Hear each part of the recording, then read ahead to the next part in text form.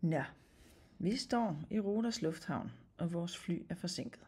Vi har fået en sms fra TUI, og der er et link, hvor vi kan læse mere. Det prøver vi så. Vi er også meget kede af det. Så kan vi læse om tekniske fejl, og hvor lang tid det tager at reparere. Vedligehold, hviletider, andre årsager, andet fly.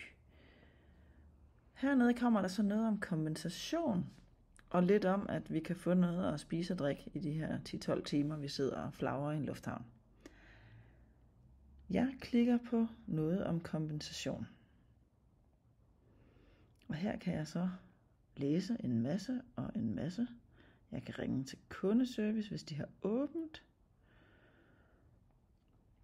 Pakkerejse, kun fly, hjemrejse. Ja, det er hjemrejse, vi er på her. Kun fly. Godt. Vi kan finde information om de respektive flyselskaber her. Og det er så JetTime, vi er fløjet med. Så er der lidt høflig information om JetTime og hvornår de er grundlagt. Jeg vil egentlig gerne vide noget om kompensationsmulighederne. Der er et link til JetTimes hjemmeside. Så kan jeg få lov at starte booking. Det var jo faktisk ikke det, jeg ville. Nå, men jeg kan da prøve at søge så. Kompensation. Søg. Så får jeg 2 links. Og det første, det er ikke sådan helt åbenlyst, hvad det handler om. Men nu har jeg jo taget turen, så jeg ved godt, det her, jeg skal ind. Så er der en vejledning til en kompensationsformular. Men jeg har fløjet, jeg skal flyve over 1500. Så må jeg folde den ud og læse mere. Super. Jamen, vi kan så søge om 400 euro.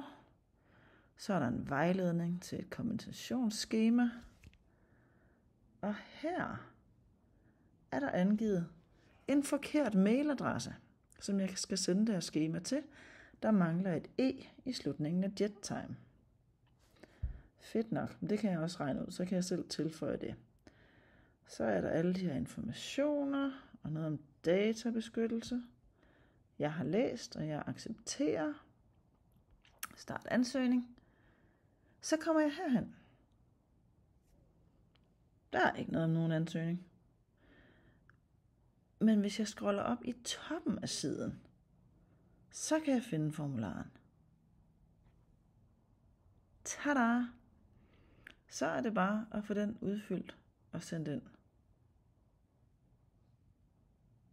Altså, hvis meningen er, at det her ikke skal lykkes, så er det virkelig, virkelig godt designet.